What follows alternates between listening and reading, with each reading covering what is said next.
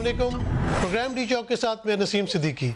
मुल्क की सियासत इस वक्त इंतखाबी इस्लाहात, चेयरमैन नैब की तोसी और महंगाई के गिर्द घूम रही है। अपोजिशन इलेक्ट्रॉनिक वोटिंग मशीन की मुखालफत कर रही है। इसी तरह चेयरमैन नैब की मुलाजमत में तोसी भी अपोजिशन को किसी तरह भी कबूल नहीं है। महंगाई पर भी हुकूमत अपोजिशन की तनकीद का निशाना बनी हुई है। मुस्लिम लीग नून का रवैया हुकूमत और इस्टेब्लिशमेंट के खिलाफ इंतहाई जारहाना है, जबकि पीपल्स पार्टी निहायत सोच समझ कर कदम उठा रही है। इसलिए मुस्लिम लीग नून पीपल्स पार्टी से नाराज़ भी है और दूसरी तरफ मौलाना फजल रहमान भी पीपल्स पार्टी के तर्ज सियासत से खुश नज़र नहीं आते। पीपल्स पार्टी मुस्लिम लीग नून पर पंजाब हुकूमत के खिलाफ तहरीक अदम एतमाद ना लाने का इल्ज़ाम लगाती है। PDM ने एक बार फिर लॉन्ग मार्च का ऐलान किया तो बिलावल भुट्टो ने कहा कि PDM में शामिल जमातों को लॉन्ग मार्च से कबल इस्तीफे देने चाहिए। महंगाई के खिलाफ भी पीपल्स पार्टी ने एहतजाज का सिलसिला शुरू किया है। चंद रोज़ कबल इस्लामाबाद में पीपल्स पार्टी ने महंगाई के खिलाफ एहतजाज किया है। दूसरी जानिब इंतखाबी इस्लाहात के लिए हुकूमत ने कमेटी तश्कील दी है, जिसमें मुस्लिम लीग नून और पीपल्स पार्टी भी शामिल है। क्या इंतखाबी इस्लाहात पर अपोजिशन और हुकूमत के दरमियान इत्तफाक हो सकता है? इन तमाम पर बात करने के लिए आज हमने पीपल्स पार्टी के सीनियर मरकजी रहनुमा और साबिक वफाकी वजीर कमर जमान कायरा साहब को दावत दी है। अस्सलाम वालेकुम कायरा साहब, वक्त देने का बहुत शुक्रिया। बहुत शुक्रिया जी आपका। कायरा साहब, ये बताइएगा कि जब इंतखाबी इस्लाहात की बात आती है, जिस तरह आजकल गवर्नमेंट बात कर रही है, EVM की बात कर रही है, पाकिस्तान में जितने भी इलेक्शन हुए और बाद में अपोजिशन ने यही कहा कि धांधली हुई है। ख़ास तौर पर अगर आप 2013 का इलेक्शन देख लें तो उस वक्त के सदर जरदारी साहब ने कहा था कि ये ROs का इलेक्शन है। तो आप लोगों की ये जो मौजूदा EVM लाना चाह रहे हैं या उसके अलावा भी जो इस्लाहात लाना चाह रहे हैं, उसमें पीपल्स पार्टी की क्या रिजर्वेशन है? पहली बात तो यह है जी कि इलेक्शन हमेशा पीपल्स पार्टी से छीने गए, इस मुल्क की तारीख है, और इलेक्शन टेंटेड रहे, ये बड़ा प्रॉब्लम है।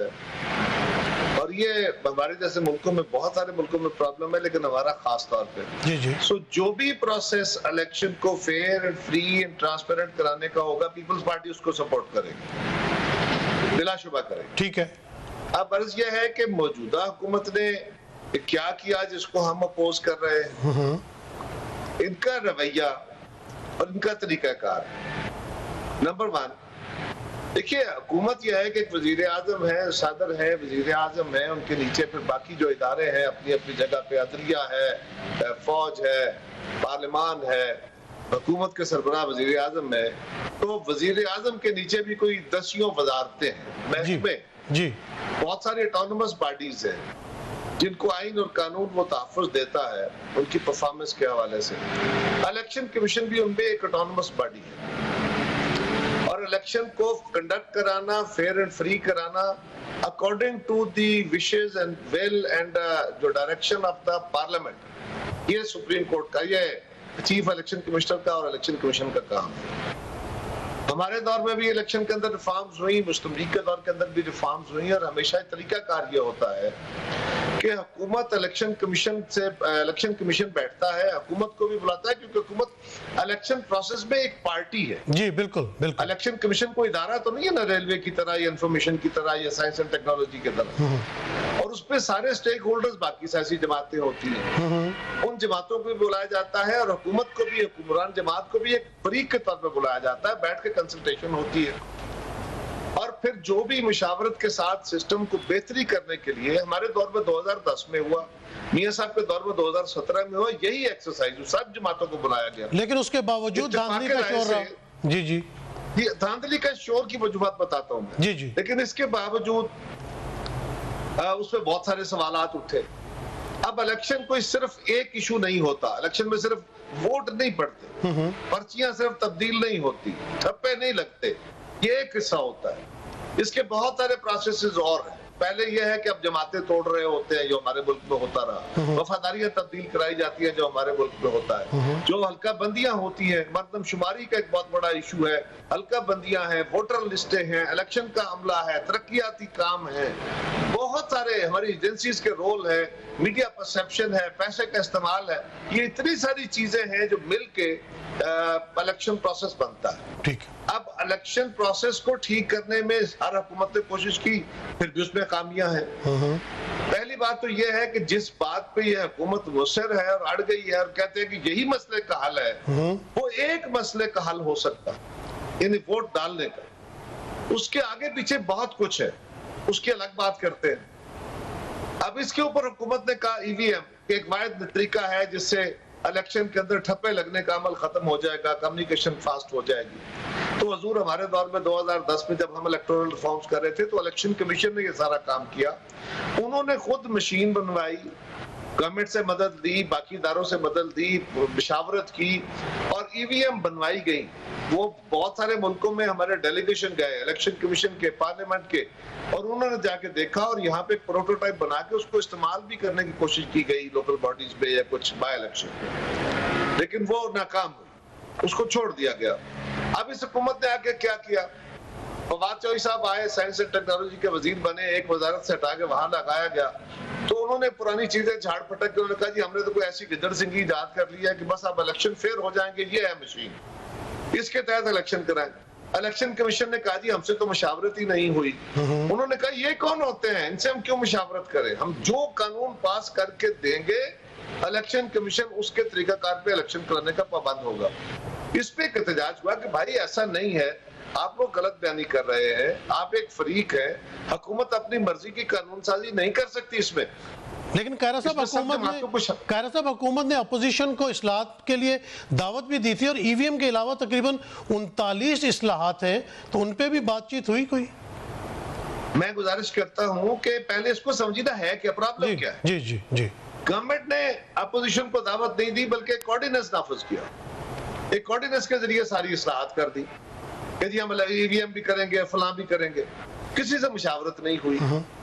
एक वक्त में बुलाए गए लोगों को, लेकिन एक कमेटी मीटिंग हुई, उसके बाद खुदा हाफिज। जब इलेक्शन कमीशन ने कहा कि जी ये तरीकाकार इस तरह नहीं है, हमें कंसल्ट नहीं किया गया, इलेक्शन कमीशन को गालियां देनी शुरू कर दी।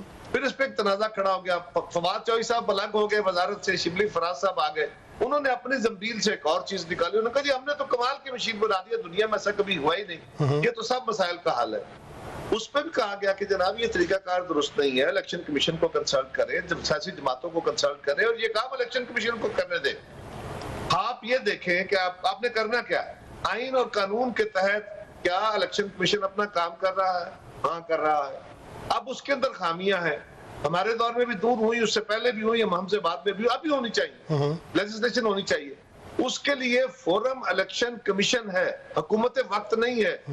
ये नहीं हो सकता कि हुकूमत अपनी मर्जी के कानून बना के इलेक्शन कमीशन को कहो ये पड़े कानून है, इस पे अमल दरामद करो, ये नहीं हो सकता, क्योंकि उसमें सब फरीक शामिल होंगे, उनका इत्तेफाक राय होगा, तब जाके कंसेंसस होगा।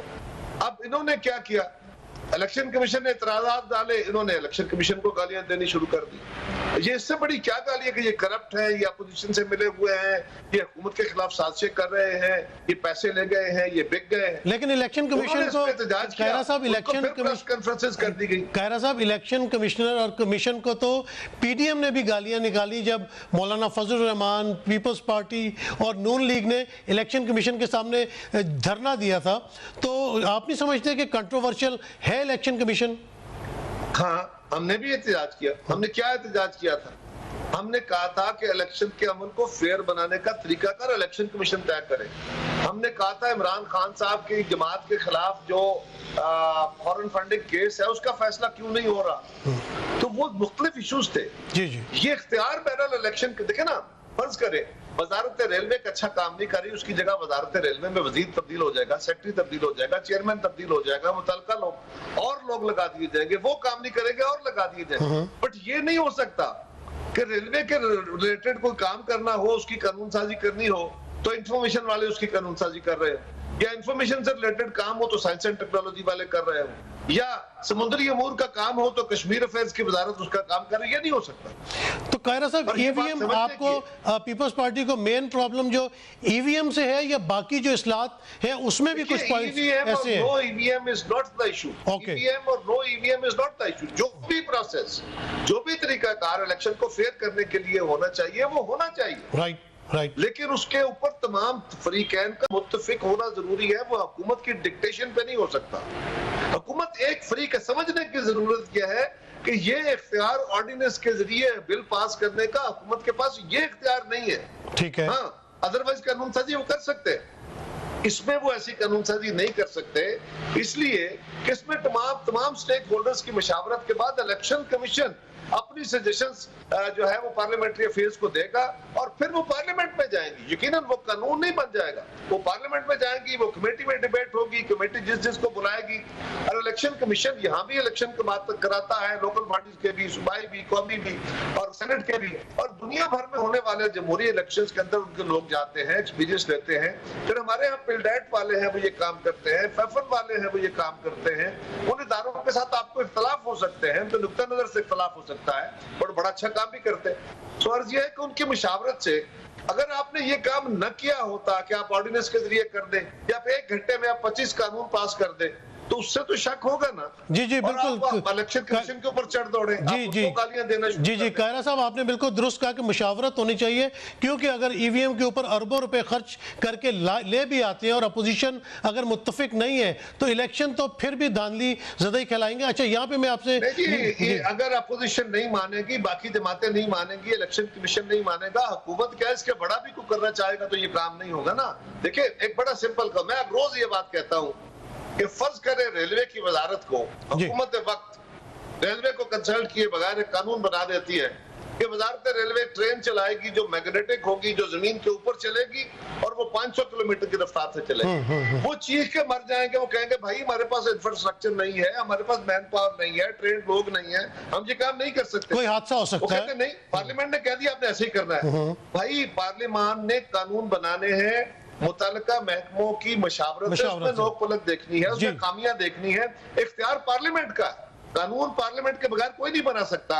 लेकिन ये कानून हुकूमत की मर्जी और मंशा के तहत नहीं बन सकता। अच्छा कायरा साहब ये बताइएगा कि बिल्कुल आपने दुरुस्त कहा कि अगर मुशावरत से काम नहीं होगा तो फिर आगे जो है ये नहीं चल सकता। नैब के चेयरमैन जो है उनकी भी एक्सटेंशन की बात हो रही है, और मुझे जहाँ तक याद पड़ता है कि मौजूदा जो चेयरमैन है नैब के, ये तो पीपल्स पार्टी और नून लीग की मुशावरत से आए थे, तो क्या इसके ऊपर भी कोई तहफ़्फ़ुज़ात हैं पीपल्स पार्टी के? देखिए बहुत दिनों से सारी अपोजिशन ये कह रही है कि नैब जो है ये अपोजिशन का गला घोंट रही है, ये हुकूमत को तो छेड़ते नहीं है। जितने लोगों को हुकूमत या हुकूमत के धादियों को बुलाया गया उनके केसेस खुले हैं, खुली दास्तानें हैं उनकी, और वो उनको क्लीन चिटें दे दी गई हैं। और नैब न्याजी नक्सस के नारे लग रहे हैं। अब पार्लियामान के अंदर भी, मीडिया में भी, आप लोग भी रोज प्रोग्राम करते हैं, तो चेयरमैन नैब अच्छी शोहरत वाले होंगे अपने दौर में, लेकिन उन पर बहुत सारे सवाल उठे हैं।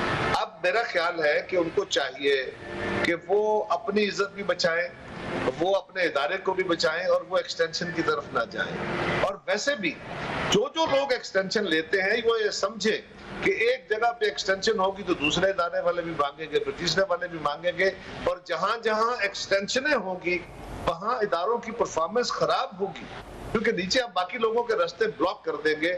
और पर्सन स्पेसिफिक कानून साजी, पर्सन स्पेसिफिक, कि हमने फलां शख्स जो बहुत अहम है उसको रखना है, उसके लिए कानून को उसके मुताबिक ढाल दिया जाए, ऐसा नहीं होना चाहिए। लेकिन कह रहा साहब आप मंशा और कानून के मंशा के मुताबिक आजादाना अमल होना चाहिए। अगर इलेक्शन, अगर ये नैब के चेयरमैन को 4 साल की मुद्दत दी गई थी, आइन कहता है उसकी एक्सटेंशन नहीं हो सकती, लॉ कहता है, और उसमें अगर हुकूमत ऑर्डिनेंस के जरिए अमेंडमेंट कर देती है तो ये गलत होगा। और अगर एक्सटेंशन में जाना होगा तो वही प्रोसेस जो आपने अपॉइंटमेंट करी, क्योंकि ये भी एक नई फ्रेश अपॉइंटमेंट है ना। कायरा साहब यहाँ एक ब्रेक लेनी, मुझे ब्रेक लेते हैं, ब्रेक के बाद यही से गुफ्तगू का आगाज करूंगा। Stay tuned. Welcome back. जी कायरा साहब आप बता रहे थे कि एक्सटेंशन अगर लेनी होगी तो पूरा वही प्रोसीजर होगा जो नई अपॉइंटमेंट का होता है। उसकी वजह यह है, पहली बात तो यह है कि अपोजिशन इसको मानेगी नहीं, और मैं समझता हूं कि यह काम बंद हो जाना चाहिए, किसी इदारे में भी एक्सटेंशन नहीं होनी चाहिए। दूसरी गुजारिश यह है कि एक्सटेंशन जब अपॉइंटमेंट हुई तो उसमें आईनी तरीकाकार है कि 4 साल के लिए अपॉइंटमेंट होनी है, आइन कहता है, और लीडर ऑफ द अपोजिशन और लीडर ऑफ द हाउस में कंसल्टेशन होनी है। जी। अब अगर एक्सटेंशन होनी है तो आप एक और टर्म दे रहे हैं ना, या आप जितना तो उसके लिए भी वही प्रोसेस आपको करना पड़ेगा। अब ये जो इतराज उठाया जा रहा है कि जी लीडर ऑफ द अपोजिशन के तो नैब में केसेस हैं, तो फिर तो बहुत सारी अपोजिशन के केसेस है, हुकूमत के बहुत सारे वज़रा हैं जिनके केसेस तो हैं, चल नहीं रहे, उनके भी केसेस है। वजीर आजम साहब की अपनी जमात के ऊपर इलेक्शन कमीशन में केस है। तो अगर तो केसेस की बुनियाद पर बातें करनी है तो फिर तो कोई अपॉइंटमेंट नहीं हो सकेगी, फिर तो कोई कुछ नहीं कर सकेगा। लिहाजा चाहिए ये कि आईन और कानून की जो मंशा है उसके मुताबिक चीजें चलाएं, उनको उसके मुताबिक डिजाइन करके आईन के अंदर घुसेड़े नहीं। एक्सटेंशन का अमल नहीं होना चाहिए। चीफ जो नैब के चेयरमैन है उनको खुद एक्सटेंशन नहीं लेनी चाहिए, उनको एक्सटेंशन देनी नहीं चाहिए, और पाकिस्तान में एक्सटेंशन के अमल पे अब पाबंदी लग जानी चाहिए। कोई बंदा यार हर इनएविटेबल लोगों से कब्रिस्तान भरे पड़े हैं, ये नहीं होता। लोगों ने जाना, बड़े बड़े काबुल लोग हैं, सबको इज्जत है, सलाम है उनको, लेकिन लोगों ने जाना है, उनकी जगह नए लोग आने हैं, और नए लोग पुराने लोगों से बड़े बड़े कमाल के लोग आते जी बिल्कुल कायरा साहब, आपने दुरुस्त कहा कि लोगों ने तो आना जाना लगा रहता है, कोई भी नागजीर नहीं है। और दूसरी तरफ ये है कि आज मैं हूं, अब अगले लम्हे मुझे और जो नीचे से यंग पॉपुलेशन आ रही है उनको मौका मिलना चाहिए। आपने पार्लियामेंट में भी बहुत वक्त गुजारा है, जब से ये चौथा पार्लिमानी साल शुरू हुआ है तकरीबन 5 इजलास कौमी असम्बली के बुलाए जा चुके हैं, जिसके अंदर कोरम पूरा नहीं हो रहा। तो लोग अपने अवाम जो है वो वोट दे के लोगों को कौमी असम्बली में भेजती है कि उनके काम हो, उनको टैक्स जो पेयर्स है उसकी पैसे से उनको सैलरीज दी जाती है, पर्क्स दिए जाते हैं। पार्लियामान का इजलास जो है ये बहुत अहम है, और ये मेरी बात नोट कीजिए। पहले नंबर 1 ये हुकूमत की जिम्मेदारी है कि वो अपने मेंबर से पूरे करे। उन्होंने इजलास बुलाया है, उन्होंने एजेंडा दिया है, अगर उनके अपने मेंबर नहीं आ रहे तो परफॉर्मेंस ऑफ द पार्लियामेंट क्या है? यानी कि गवर्नमेंट की नॉन सीरियसनेस नजर आती है। बेतौकीद कर दिया है, इन्होंने मीडिया को बेतौकीद कर दिया है, इन्होंने सुप्रीम कोर्ट पे हमले किए हैं, अब ये इलेक्शन कमीशन को बेतौकीद कर रहे हैं। इनका तो काम है इदारों को बर्बाद करना। मेंबरान को जाना चाहिए, और पाकिस्तान के लोगों को ये सवाल है मेरा कि अगर जिन लोगों को आप मुंतखब करते हैं वो आपकी नुमाइंदगी करने के लिए असेंबलियों के इजलास में भी जाने का वक्त नहीं निकाल सकते, तो फिर पाकिस्तान के लोगों आप खुद सोचो कि वो कहां से लोग आएंगे जो आपके लिए ये काम करेंगे, जो आपकी सही मानों में नुमाइंदगी करेंगे। ये सिर्फ गमियां खुशियां, शादियों गमियों में जाके हाजिरियां लगाना और गलियां नालियां बनवा देना, यही नुमाइंदगी नहीं है। इन ऐवानों के अंदर आपकी जो कानून साजी होनी है, जिसने मुल्क चलाना है, मुल्क के आइंदा मुस्तकबिल के फैसले करने हैं, अगर आपके नुमाइंदे उसमें नहीं आ रहे तो आप सवाल करो क्यों नहीं आ रहे। कि जब तक लोग खड़े नहीं होंगे, हाँ इस पे जमातों को भी सीरियसली गौर करना चाहिए, अपोजिशन को भी अपने मेंबरों को लेकर आना चाहिए, लेकिन प्राइमरी जिम्मेदारी ये हुकूमत की। प्राइमरी जिम्मेदारी हुकूमत की। कायरा साहब, महंगाई के ऊपर आजकल बहुत शोर मचा हुआ है, जिस चीज़ को आप देखें उसकी कीमत तकरीबन डबल हो गई है। आवाम जो गरीब आवाम होती है, आपने बड़े अरसा पार्लियामान में गुजारा, आपने बड़ी हल्के की सियासत की है, जब आप हल्के में जाते हैं तो कोई आपसे बड़ी चीज़ नहीं मांगता, वो लोग सिर्फ छोटी छोटी चीज़ें, उनकी ख्वाहिशें होती हैं कि महंगाई जो है वो कम हो जाए, उनका कोई सड़क बन जाए, छोटे मामला। तो आवाम को आप किस तरह देख रहे हैं और इस महंगाई के जिन पे किस तरह काबू पाया जा सकता है? पहली बात तो यह है कि आप लोगों को इतनी उम्मीदें न खड़ी कर दें। पहले हकायक लोगों को बताने चाहिए कि हमारे मुल्क के हालात क्या है, हमारे मसाइल कितने हैं, हमारे मसाइल कितने हैं। ये लोगों के सामने एक रियलिटी चेक रखना होगा। फिर उसके अंदर रहते हुए आप लोगों को बताएं कि हमारी ये पॉलिसी होगी और इस तरीके से हम कुछ ना कुछ आस्ता आस्ता बेहतरी लेके आएंगे। अगर आप ये नारे मारें कि मैं तो 100 दिन में, पहले 100 दिन में सारे करप्ट अंदर कर दूंगा, पहले 100 दिन में $200 अरब बाहर से ले आऊंगा, पहले 200 दिन में सारी जनाब बिजली सस्ती हो जाएगी, तेल सस्ता हो जाएगा, टैक्स खत्म हो जाएंगे, तो फिर आप कौम को वो फॉल्स होप दे रहे हैं, वो आप कौम से बदयांती कर रहे हैं, जिसकी बुनियाद पे झूठ बोल के आपने वोट ले लिए हैं, और अब आप पूरा नहीं कर पा रहे। हाँ मसाइल बहुत है, लेकिन एक और भी बात है, ये जो इकोनॉमिक सिस्टम है ना जी, सरमायादारी निजाम में इकोनॉमिक सिस्टम का एक तरीका कार है, वो कहते हैं जी बैलेंस होना चाहिए। यदि पहले किटी भरनी चाहिए, सिस्टम ठीक होना चाहिए, फिर लोगों को डिलीवरी मिलनी चाहिए। इसीलिए हमारे वजीर खजाना जो है वो कहते हैं 5 साल लगेंगे, 4 साल लगेंगे। ओ भाई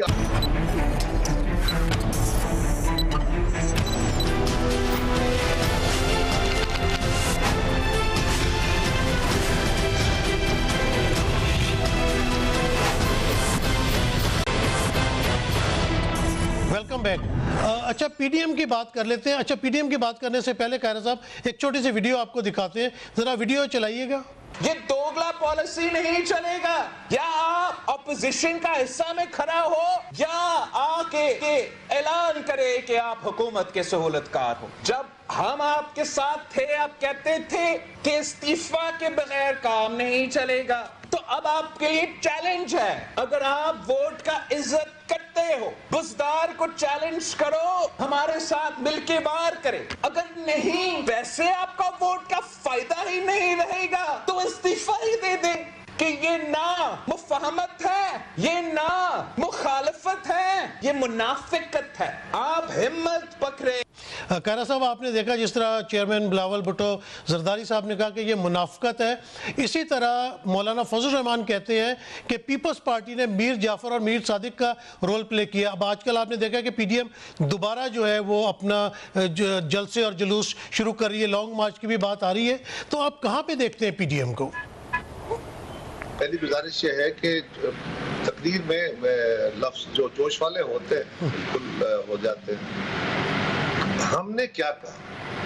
अगर शहबाज शरीफ साहब कराची के जलसे के अंदर ये फरमाते हैं कि इस हुकूमत आज हम इसलिए इकट्ठे हुए हैं, पीडीएम का जलसा कर रहे हैं ताकि इस हुकूमत को जल्द अज जल्द चर्चा करें, ये इस मुल्क के ऊपर अजाब के तौर पर मुसल्लत हो गई है, वहां ये बात कर रहे हैं। तकरीर आपके पास मौजूद है, सुन लीजिए। जी जी। अगले दिन कराची में ही मिज़ार कायद पर तशरीफ ले जाते हैं हाजिरी देने के लिए, और वहां प्रेस टॉक करते हुए कहते हैं कि 2023 का इंतखाब फेयर एंड फ्री होना चाहिए और जिसको अमेंडेड मिले उसको इक़्तिदार दे देना चाहिए। तो ये बताइए मैं क्या कहूँ कि जलसे में वो कह रहे हैं कि ये फौरन खत्म हो, मिज़ार कायद पे कह रहे हैं कि 2023 में हो, उनके साथी और वो खुद कह रहे हैं कि जी कौमी हुकूमत बननी चाहिए। मरियम बीबी कहती है कि मेरा बस चले तो 5 साल ये हुकूमत चलनी चाहिए। एक तरफ वो कहती है इस हुकूमत को फौरन खत्म होना चाहिए, मैंडेट है पीडीएम का, पीडीएम तो बनी इस बुनियाद पर थी कि ये हुकूमत फौरन खत्म हो जानी चाहिए। अगर इस पे आपने कंप्रोमाइज कर लिया, आपके राना तनवीर साहब कह रहे हैं, जुबैर उमर साहब कह रहे हैं, शाहिद खान साहब कह रहे हैं कि हमने अदम एतमाद भी नहीं करना, जो कि आपका लिखा हुआ चार्टर है वो भी नहीं करना चाहते। आप इस हुकूमत के खिलाफ अदम एतमाद भी नहीं करना चाहते। आप जलसों में कुछ कहते हैं, अदरवाइज कुछ कहते हैं, तो उसको क्या कहें? कायरा साहब, आपको मुस्लिम लीग नून, कायरा साहब मुस्लिम लीग नून के अंदर आपको 2 बयानियां नजर आ रही हैं, इनके नून से मीम और शीन निकलती हुए, क्योंकि एक तरफ मज़ामती बयानियां हैं और एक तरफ मफामती बयानियां हैं। तो आपको कोई इख्तिलाफ नजर आ रहा है मुस्लिम लीग नून में? मैं इसका जवाब देने से पहले गुजारिश कर लूं, मैं मौलाना फजल रहमान साहब की इज्जत करता हूं बड़ी, मैं उनका एहतराम करता हूं, लेकिन मौलाना से गुजारिश ये है कि उनको ये फैसला करना चाहिए, इस तरह की गुफ्तगू करने से पहले उनको ये फैसला करना चाहिए वो कौन लोग हैं जिन्होंने पीडीएम के लिखे हुए चार्टर पे काम नहीं किया। ये पीडीएम का लिखा हुआ तहरीरी मुआहदा है, ये कोई कारपोरेट बॉडी नहीं है, कोई ये रजिस्टर्ड ऑर्गेनाइजेशन नहीं है, एक आपस में अंडरस्टैंडिंग थी। Second last class of the PDM declaration is कि हम अदम एतमाद की तहरीकें चलाएंगे और नाकामी की सूरत में अगर हमें इस्तीफों का ऑप्शन इस्तेमाल करना पड़ा तो करेंगे। किसके कहने पे आपने फौरी तौर पे इस्तीफे दे दो? आपने कहा था सेनेट से पहले इस्तीफे दे दो, आप दे देते तो आज क्या हाल होता, सारी सेनेट उनके साथ होती। आपने कहा था कि बाय इलेक्शन ना लड़ो, ना लड़ते तो आज उनकी अक्सरियत होती।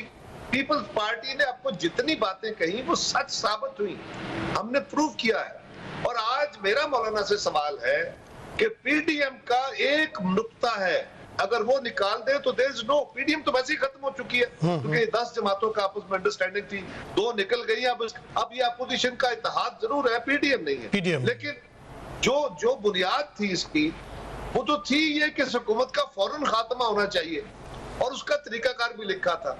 जिन लोगों ने तरीकाकार पे लिखे हुए पे अमल नहीं किया वो गद्दारी कर रहे हैं, वो इनहराफ कर रहे हैं, गद्दारी तो तल्ख लफ्ज़ है, वो इनहराफ कर रहे हैं, ये हम कर रहे हैं। जी जी, जी। जो कहते हैं कि 5 साल इस हुकूमत को चलना चाहिए, 2023 के इंतखाब फेयर होने चाहिए, वो गलत कर रहे हैं, ये हम कर रहे हैं। अगर हम पे इल्जाम है कि हमने leader of the opposition senate के लिए बलूचिस्तान अवामी पार्टी से वोट लिए हैं, जो कि नहीं लिए, हम उसकी बुनियाद पे नहीं बने, लेकिन मौलाना की जमात खुद बलूचिस्तान में जो अदम एतमाद की तहरीक मूव हुई उसमें बलूचिस्तान अवामी पार्टी के साथ मिलके वो मूव कर रही है। वो करें तो अच्छा है, हम करें तो गुनाह है। मौलाना पहले ये फैसला करें कि पीडीएम तो खत्म हो गई, अब कौन है जो कह रहा है कि ये हुकूमत 5 साल चलनी चाहिए? हम तो कह रहे हैं खत्म होनी चाहिए। हम तो कह रहे हैं तो एतमाद की तहरीक लेकर आए, आज भी हम साथ देने को तैयार हैं, फिर भी हम गुनाहगार। यहीं पे मेरा वो सवाल आ जाता है, बयानिए वाला मुस्लिम लीग नून में 2 बयानिए। देखिए, बयानिया मुस्लिम लीग के अंदर यकीनन आपको भी पता है, मुझे भी पता है, वहाँ मुख्तलिफ औकात में सूटेबल बयानिया चलता रहता है। गुड कॉप बैड कॉप की गेमें भी चलती रहती हैं। शहबाज शरीफ साहब हालात के मुताबिक पॉलिटिक्स करना चाहते हैं, मियाँ साहब और मरियम बीबी कभी बयान दे देते हैं पर 2-2 महीने 4-4 महीने खामोशी हो जाती है। तो 2 बयानियों का जिक्र तो अंदर मौजूद है, लेकिन ये मुस्लिम लीग के लिए भी नुकसानदेह है। मैं दुआ गो हूँ, अल्लाह करे कोई जमात टूटे नहीं। आप जमातों को अपनी इस्लाह करनी चाहिए, लेकिन वफाकी जमातों का टूटना यकीनन जमहूरी अमल के लिए, जमहूरियत के लिए, मुल्क के लिए नुकसानदेह है। मैं मुस्लिम लीग के लिए कभी ये दुआ नहीं करूंगा कि वो टूट जाए। हाँ, उनको चाहिए कि वो अपने आप को दुरुस्त करें। उनका नुकसान हो रहा है, जमहूरियत का नुकसान। खैरा साहब, जब नवाज शरीफ साहब सरबराह हैं मुस्लिम लीग नून के, बहुत बड़ा उनका वोट बैंक है, जब वही लंदन बैठे, जैसे जरदारी साहब ने भी उनको कहा कि हम यहाँ पे जेलों की सोबतें बर्दाश्त कर रहे हैं, तो आप भी वापस आके यहाँ पे सियासत करें, हम आपके साथ हैं, तो आप मियाँ नवाज शरीफ के वापस आने को किस तरह देखते हैं? देखिए, जो जरदारी साहब ने कहा था ना जी, वो उसका एक बैकग्राउंड था। उस मीटिंग में और उससे पहले एक मीटिंग में मियां नवाज शरीफ साहब ने फरमाया था, वीडियो लिंक पे वो थे, उन्होंने फरमाया था कि इस्तीफे दे फौरी तौर पे। हम कह रहे थे कदम एतमाद में जाएं, पार्लियामेंट्री वे अख्तियार करें, तो उन्होंने कहा जी मैंने 3 दफा वज़ारत उज़्मा देख ली है, मुझे इक़्तिदार की ख्वाहिश नहीं है, मिला ना मिला ना सही, मैं निज़ाम बदलना चाहता हूँ, और जो पार्लिमानी रस्ते इख्तियार करना चाहते हैं, हमारा वो रास्ता नहीं है, वो अपना रास्ता नाप लें। दूसरी मीटिंग में उन्होंने कहा कि जी जिनको ये डर लगता है जेलों से, मैं तो नहीं डरता, जिनको जेलों से जाने से डर लगता है, जो पार्लियामेंट के अंदर रहते हुए तब्दीली के ख्वाहां हैं, वो अपना रास्ता तब्दील कर ले, हमारा वो रास्ता नहीं है। तो ये बातें वो पीपल्स पार्टी को कह रहे थे। उसके जवाब में जरदारी साहब ने कहा कि मियाँ साहब फिर आप ऐसा करें, ये तो एक मुश्किल लड़ाई है, आप जरा तगड़े लोग हैं, मैं जरा कमजोर आदमी हूँ, मैं तो डरता हूँ। हालांकि वो डरने वाले नहीं है, सारी कौम जानती है, वो 12 साल तक जेलों में रहे और झुके नहीं। लेकिन उन्होंने उसमें कहा, उस गुस्से में या उस तंज में या उस रेफरेंस में कहा कि भाई अगर आपने ये लड़ाई लड़नी ही है, फिर वापस आइए पाकिस्तान में, लड़ते हैं, ताकतवरों से लड़ते तो अब जेलें भी जाएंगे, तकलीफें भी होंगी, तो सब इकट्ठे जेल है ना। वो उस रेफरेंस में था। लेकिन मियाँ साहब अल्लाह ताला उनको सेहत दे, वो जल्द सेहतयाब हो, उनका वापस आना उनकी जमात के लिए बहुत जरूरी है। अगर वो नहीं आ सकते या मजबूर हो जाते हैं या लेट होते हैं तो उसका उनको नुकसान होगा। अच्छा खैरा साहब, ये बताइएगा कि पिछले दिनों चेयरमैन बिलावल भुट्टो जरदारी साहब ने कहा कि अगली हुकूमत वफाक में पाकिस्तान पीपल्स पार्टी की होगी, लेकिन जब हम पंजाब में देखते हैं तो पंजाब में आप देखें कि पिछले इलेक्शन ले लें, ज़मनी इलेक्शन ले लें, मौजूदा जो कैंटोनमेंट बोर्ड के इलेक्शन हुए थे उसमें पीपल्स पार्टी पंजाब में कहीं नज़र नहीं आ रही, और अभी जो साउथ पंजाब का भी बिलावल भुट्टो साहब ने दौरा किया था वो भी कि इतना ज़्यादा कामयाब नहीं था। तो ये किस तरह वफाक में हुकूमत आएगी पीपल्स पार्टी के, कहीं कोई इशारा तो नहीं मिला? पहली गुजारिश तो ये है जी कि हम सिर्फ अल्लाह के सहारे और अवाम के इशारे पे यकीन रखते हैं। हम किसी और सहारे पे पॉलिटिक्स नहीं करते या किसी और इशारे पे नहीं करते। ये पीपल्स पार्टी की तारीख है। बहुत सारे लोग सहारों और इशारों पे पॉलिटिक्स करते रहे हैं, हम उनके बावजूद करते रहे, वो उनकी वजह से करते रहे। गुजारिश ये है कि हर जमात एक उम्मीद रखती है कि हम अपने मैनिफेस्टो को अवाम के सामने लेके जाएंगे, अवाम हमें पजीराई देंगे, हमारी बात सुनेंगे। और पीपल्स पार्टी का ये क्लेम है कि हमने हमेशा अवाम की खिदमत की है, वो भुट्टो साहब हो, वो बीबी शहीद हो या हमारी हुकूमत, उन अदवार में। और अब मियाँ साहब भी 3 दफा रह चुके हैं, पिछली हुकूमत 5 साल वो कर चुके हैं, सूबे पंजाब में उनकी हुकूमत रही है, उनको भी कंपैरिजन करने का लोगों को मौका मिल गया।